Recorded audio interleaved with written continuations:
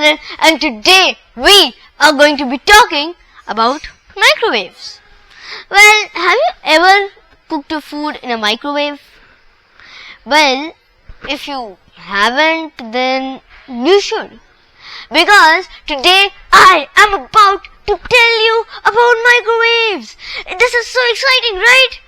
Okay, so without wasting any time, subscribe to the channel, and without further ado, let's move on. Okay, so I'd be happy to elaborate on how an oven heats food, or specifically a microwave oven. Now, if you have never cooked your food in a microwave oven, at least you've heard of it. So let's move on. So microwave oven is made up of a few key components. Transformer. This converts the electricity from the wall socket to a higher voltage because we need that. Magnetron. This converts the electric current to microwaves. Now, a microwave is essentially an electromagnetic wave of energy with a wavelengths that is longer than infrared radiation but shorter than radio waves. So it comes in between IR radiation, infrared radiation and radio waves. So it's between that range. Now there's a mesh. A special mesh covers the door and the surrounding walls and allows the microwaves to bounce back and around within the microwave oven box.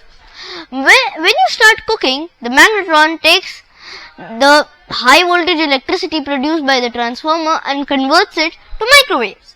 These microwaves are then blasted into the food compartment through a channel called the waveguide. The food sits on a turntable, spinning slowly round to ensure even heating. Now it's spinning, and then you start hitting it with electromagnetic waves. Now what happens? It heats up. But how? Now the key to how the food lies in the nature of the food itself. Many food components such as water and fats and polar molecules. This means they have partial negative charge on one side and a partial positive charge on the other. When exposed to the microwaves, these polar molecules move and rearrange to orient themselves according to the wave of radiation that is alternating.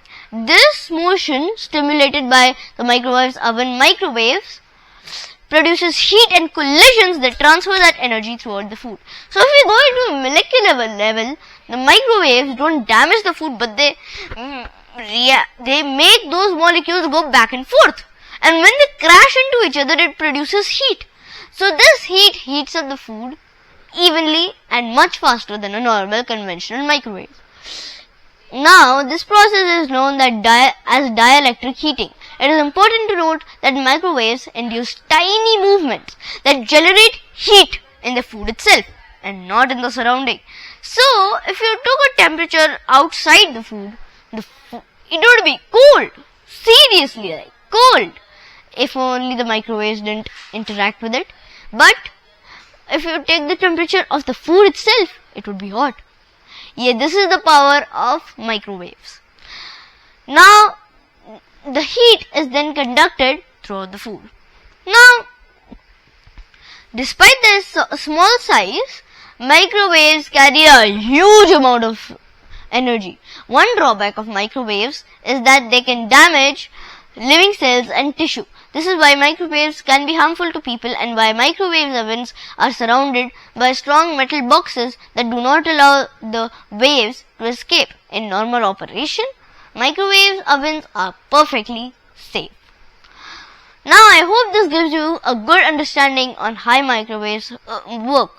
If you are really having a problem, you could go deeper in specification, or you could ask AI, or you could ask me. So, oh well, let's move on to the end of this video. So, bye bye, see you later.